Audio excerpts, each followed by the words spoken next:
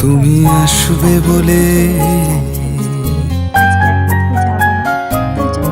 তুমি আসবে বলে আকাশ মেঘলা, বৃষ্টি এখনো হয়নি। তুমি আসবে বলে কৃষ্ণ চূড়ার ফুলগুলো ঝরে যায়নি। তুমি আসবে বলে,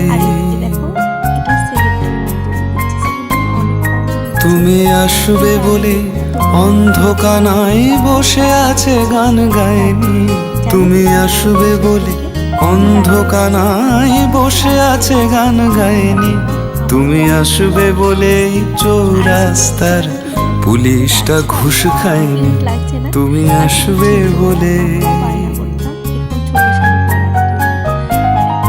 তুমি আসবে বলে জাকির হোসেন ভুল করে ফেলে তালে। তুমি আসবে বলেই মুখ্যমন্ত্রী চুমু খেলো স্ত্রীর গালে। তুমি আসবে বলেই সোনালি স্বপ্ন ভিড় করে আসে চোখে। তুমি আসবে বলেই আগামী বলছে দেখতে আসবো তোকে। তুমি আসবে বলে, তুমি আসবে বলে আমার দ্বিধারা উত্তর খুঁজে পাইনি। তুমি আসবে বলে দেশটা এখনো গুজরাট হয়ে যায়নি। তুমি আসবে বলে,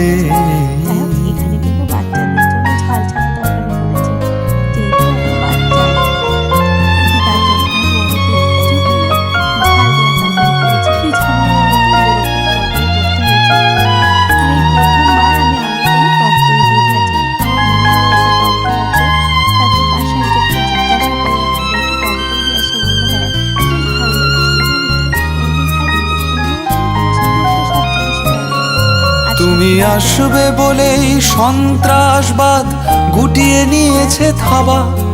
তুমি আসবে বলেই জ্যোতিষ ছেড়েছে কত না ভণ্ড বাবা। তুমি আসবে বলেই পাড়ার মেয়েরা মুখ করে আছে ভার। তুমি আসবে বলেই ঈশান কোণেতে জমেছে অন্ধকার। তুমি আসবে বলে,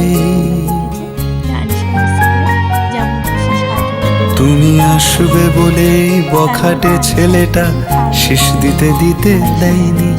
তুমি আসবে বলেই আমার কলম এখনো বিক্রি হয়নি। তুমি আসবে বলে, তুমি আসবে বলে, তুমি আসবে বলে। প্রথমবার হয়েছে মানে না সরি, এর আগে একবার পুজো হয়েছে। আর আমার মেয়ে আছে ওই পাশে, ওই দেখো ফুলকপিগুলো কি দারুণ হয়েছে, পাতাকপি। আর এই ফুল গাছগুলো দেখো। চল চল, ওই যে বাড়ি যাবে বাড়ি যাবে পাগল হয়ে গেছে। আসলে এসে আমি ভিডিওই করতে ভুলে গেছি, তারপরে মনে পড়লো আবার। হ্যাঁ, আর ওই যে ওকে কটা রিলস, হ্যাঁ রিলস করার জন্য ডেকে এনেছি। কি বেশি থাকলো না, আমি আর ভিডিও করতে ভুলে গেছি। এবারে বাড়ি যাব।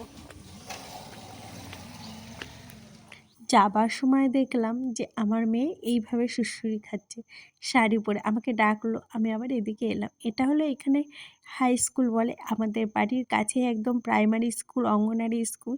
তো খুব কাছেই, খুব একটা অসুবিধা হয় না। এই যে ওর পিসির সাথে এসছে, আর মেয়ে তো আমার বাড়ি যাবেই না, এখানে সুড়সুড়ি খেয়েই যাবে।